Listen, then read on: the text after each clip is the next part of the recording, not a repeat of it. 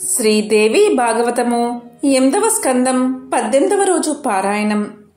వ్యాసుడు జనమేజయుడికి దేవీ భాగవతాన్ని ఇలా వివరిస్తున్నాడు.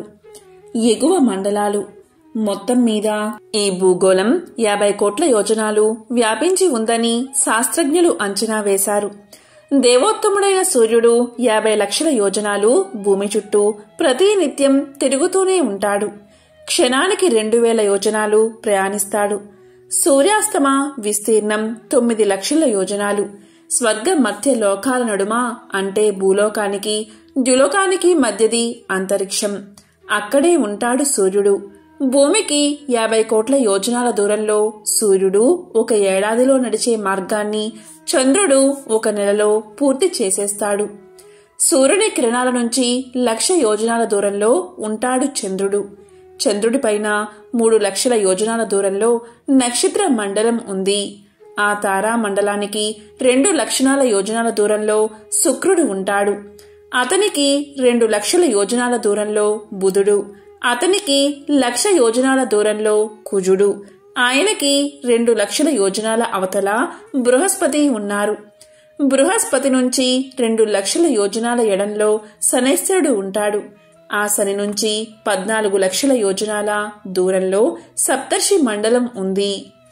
లోక కళ్యాణార్థం విష్ణుపదమైన ధ్రువ మండలానికి ప్రదక్షిణం చేస్తూ ఉంటారు. సప్త ఋషులు ఆ సప్తర్షి మండలానికి 13 లక్షల యోజనాల పైన ధ్రువలోకం ఉంది. అక్కడ ఉంటాడు ధ్రువుడు. గ్రహ నక్షత్రాలకు ఆధారభూతుడను ధ్రువుణ్ణి ఆశ్రయించుకుని గ్రహ నక్షత్రాదులన్నీ వాయు ప్రేరణతో ఆ కల్పాంతం అలాగే తిరుగుతూ ఉంటాయి. ఈ జ్యోతి చక్రాన్ని సింసుమారం అంటారు. దిగువ లోకాలు అదంతా ఊర్ధ్వం అంటే పైన. ఇక దిగువ అంటే కిందకి చూస్తే సూర్యుడికి 10,000 యోజనాల కింద రాహు మండలం ఉంది. ఈ రాహు మండల విస్తీర్ణం 13,000 యోజనాలు. సూర్యుడికి 10, చంద్రుడికి 12,000 యోజనాల దూరంలో ఉన్నాడు ఇతను. రాహు మండలం కింద సిద్ధులు, చారణులు, విద్యాధరులు, పుణ్యలోకాలు ఉన్నాయి. వాటి విస్తీర్ణం 10,000 యోజనాలు. దాని కింద యక్ష, భూత, ప్రేత, పిశాచ, ఉత్తమ విహార ప్రదేశాలు ఉన్నాయి. వాటి కింద గాలి, మేఘాలు, అంతరిక్షం ఉంది. అంతరిక్షానికి 100 యోజనాల దిగువన గరుడ పక్షులు, డేగలు, సరసాలు, హంసలు ఎగిరే భూమండలం ఉంది. భూమి కింద ఒకదాన్నించి ఒకటి 10 యోజనాల దూరంలో అతల, వితల, సుతల, తలాతల, రసాతల, మహాతల, పాతాల లోకాలు ఉన్నాయి. ఒక్కొక్క లోకం 10,000 యోజనాలు ఉంటుంది. అట్ట అడుగుదైన పాతాళం కింద 30,000 యోజనాల దూరాన విష్ణు తామసీ కల ఉంది. దానిని అనంతుడు అంటారు. దేవపూజ అందుకునే నిత్యకల అనంతుడు. దానినే సంరక్షకుడు అంటారు. అతడి శక్తి అనంతం. సర్వభూత సంహారం అతని సంకల్పం. అతను నల్లటి వస్త్రాలు కట్టుకుంటాడు. ఒక్క చెవికే కుండలాన్ని ధరిస్తాడు. దేవతలు గణగణాలన్నీ కీర్తిస్తూ ఉంటారు. ఈ విధంగా ఊర్ధ్వలోకాల అనంతరం నరకాల గురించి వినిపించారు. దుర్భర పాపతారకమైన దేవి పూజ గురించి చెప్పాడు. ఏ తిదిన దేవిని పూజించాలో చెప్పాడు. ఏ వారం ఏ నైవేద్యం చేయాలో చెప్పాడు. ఏ నక్షత్రానికి ఏది భోగమో చెప్పాడు. ఏ యోగకరణాల్లో ఏం చెయ్యాలో చెప్పాడు. ఇంకా ఇలా అన్నాడు. చైత్రశుక్ల తదినాడు ఇప్ప చెట్టులో అమ్మవారిని భావించి పూజించాలి. 5 రకాల నైవేద్యం సమర్పించాలి. అలా చైత్రం నుంచి పాల్గొనం దాకా 12 నెలలు. ప్రతి నెల శుక్ల తదేనాడు ఇప్ప చెట్టులో దేవిని ఆవాహన చేసి పూజిస్తే ఆమె ప్రసన్నం అవుతుంది అంటూ ప్రకృతి పంచకం గురించి విను అంటూ మళ్లీ చెప్పడం ఆరంభించాడు వ్యాసుడు. శ్రీదేవి భాగవతం 9వ స్కందం. ప్రకృతి పంచకం. గణేశుడి తల్లులైన దుర్గా, లక్ష్మి, సరస్వతి, గాయత్రి, రాధ అనే 5గురు ప్రకృతి పంచకం. సృష్టి సమస్తం వీరి మీదనే ఆధారపడి ఉంటుంది చెప్పాడు నారాయణుడు. ప్రకృతి ఎక్కడ్నుంచి వచ్చింది అని అడిగాడు నారదుడు. అది చెప్పడం ఎవరి తరమూ కాదు. ధర్మదేవత ద్వారా నాకు తెలిసింది చెబుతాను విను. సృష్టికి ఆదిలోనే ఉన్న దేవి ప్రకృతి. సృష్టి సమయంలో పరబ్రహ్మ ప్రకృతి అని పురుషుణ్ణి రెండుగా వ్యక్తమయ్యాడు. కుడివైపు అర్ధాంగం పురుషుడు, ఎడమవైపు అర్ధాంగం ప్రకృతి కావడం జరిగింది. ప్రకృతి స్వరూప నిత్య సనాతని పరబ్రహ్మ యొక్క అనురూప గుణాలన్నీ ఆమెలోనూ ఉన్నాయి. అందుకే పరమయోగులు స్త్రీ పురుష భేదం పాటించరు. వారి దృష్టిలో సర్వం బ్రహ్మమయమే. సర్వస్వతంత్రుడు శ్రీకృష్ణుడు పరమ పురుషుడు. అతనికి సృష్టి సంకల్పం కలగగానే ప్రకృతి పరమేశ్వరి వ్యక్తమవుతుంది. శ్రీకృష్ణుడి ఆదేశం ప్రకారం 5 రూపాలు ధరిస్తుంది. అదే ప్రకృతి పంచకం.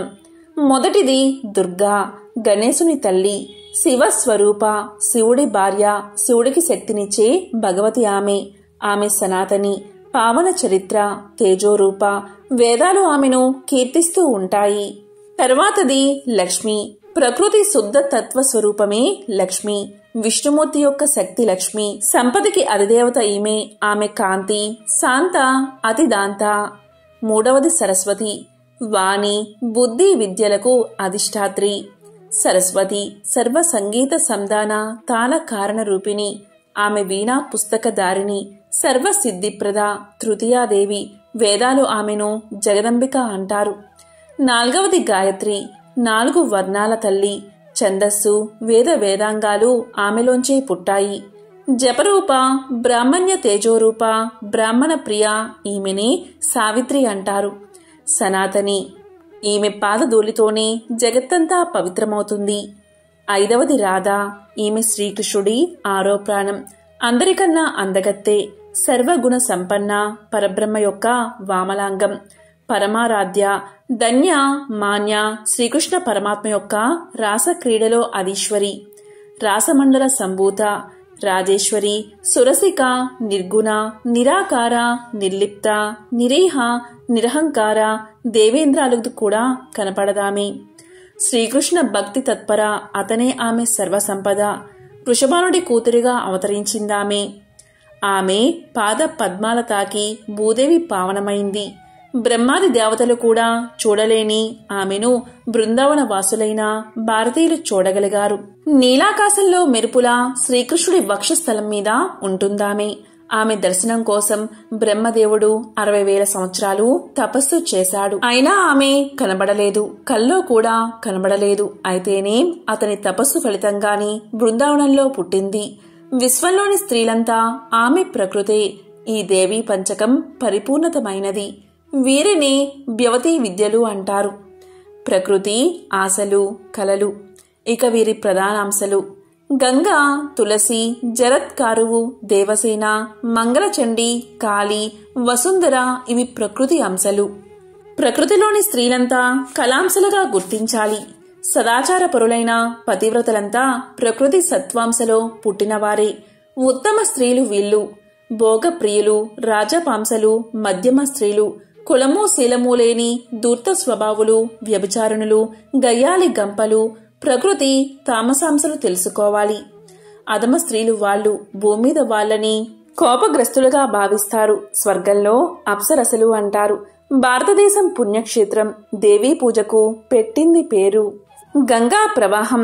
సూర్యవంశంలో సగరుడు అనే రాజు ఉండేవాడు. అతనికి 60,000 కుమారులు ఉండేవారు. అందులో 60,000 మంది కపిలముని శాపానికి భస్మమైపోయారు. వారికి పుణ్యలోకాలు కల్పించడానికై గంగను తేవడం కోసం వెళ్లిపోయాడు సగరుడు.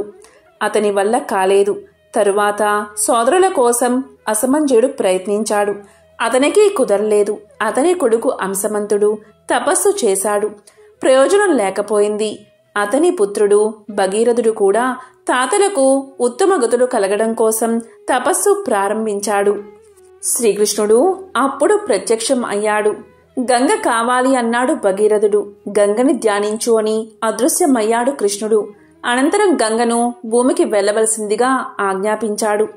సరస్వతీ శాపం, ప్రభు ఆజ్ఞ, భగీరథ ధ్యానం ఆమెను భూలోకాన పడేశాయి. ఆమె పడినా అదుపులో ఉంచేందుకు శివుడు తన తల మధ్యలో దూర్చాడు. మహాత్మా, గంగ విష్ణు పాదాలయందు పుట్టింది అంటారు కదా, మరి శివజూటంలో చేరి శివపత్నిగా ఎలా అయింది? బ్రహ్మ కమండమును ఎలా చేరింది అన్నాడు నారదుడు. నారాయణుడు ఇలా చెప్పాడు. విష్ణు పాదాల నుంచే గంగ పుట్టింది. మరో ముఖ్య విషయం ఏంటి అంటే గంగా నది రాధాకృష్ణుల స్వరూపం. వారి అంశే గంగా. గోలోకంలో రాధా మహోత్సవం జరిగినప్పుడు ఈశ్వరుడు సంగీతం ఆలపించాడు. అప్పుడు రాధాకృష్ణులు జలరూపం ధరించారు. బ్రహ్మాదులు ప్రార్థించగా శివుడు తత్వశాస్త్రం వ్రాస్తే తమని దర్శించవచ్చని చెప్పారు రాధాకృష్ణులు. శివుడు గ్రంథ రచనకు ప్రతిపోనగానే జలరూపాలైన రాధాకృష్ణులు యథా మూర్తిమంతులు అయ్యారు. అంచేత రాధాకృష్ణుల అంశే తొలిగంగా. శబదం ప్రకారం శివుడు సుక్తి దీపం అని సాత్విక తంత్ర శాస్త్రం నిర్మించాడు. ఆనాడు గోలోకంలో తొలిసారిగా ఆవిర్భవించిన ఆ గంగ ఒకనాడు శ్రీకృష్ణుడి మీద మనసు పడి చూపులతోనే ఆయన సౌందర్యామృతాన్ని అనుభవించడం ఆరంభించింది. అప్పుడే అక్కడకు వచ్చిన రాధ అది కనిపెట్టి గంగపై ఆగ్రహించింది. గంగను తాగబోయింది రాధ. భయంతో గంగ శ్రీకృష్ణుడి పాదాలకు శరణుజొచ్చి అక్కడ దాకుంది. గంగ కోసం ముల్లోకాలు వెతికినా కనబడలేదు రాధకు. లోకాలలో జలం కరువైపోయింది. లోకులు హాహాకారాలు చేశారు. దేవతలకు సైతం గొంతులు ఎండిపోయాయి, పెదాలు తడి ఆరిపోయాయి. బ్రహ్మాదులంతా గోలోకం చేరారు. శ్రీకృష్ణుణ్ణి ప్రార్థించారు. రాధ వల్ల గంగకు ప్రమాదం లేకుండా కాపాడేలా ఉంటే ఆమెను ఇస్తాను అన్నాడు శ్రీకృష్ణుడు. బ్రహ్మాది ముక్కోటి దేవతలు రాధను స్తుతించారు. గంగ పట్ల ఆమె శాంతించింది. అప్పటిదాకా శ్రీకృష్ణుడి పాదాలలో దాగిన గంగ ఆయన కాలి వేళ్ల నుంచి పునర్ ఆవిర్భవించింది. బ్రహ్మ దానిని తన కమలల్లో నింపుకుని విష్ణుమూర్తిని స్వీకరించమన్నాడు. అనంతరం సవతుల పోరు జరిగింది. ఇక లక్ష్మీ కథ విను అంటూ చెప్పసాగాడు నారాయణుడు. శ్రీదేవి భాగవతం 8వ స్కందం 18వ రోజు పారాయణం సంపూర్ణం.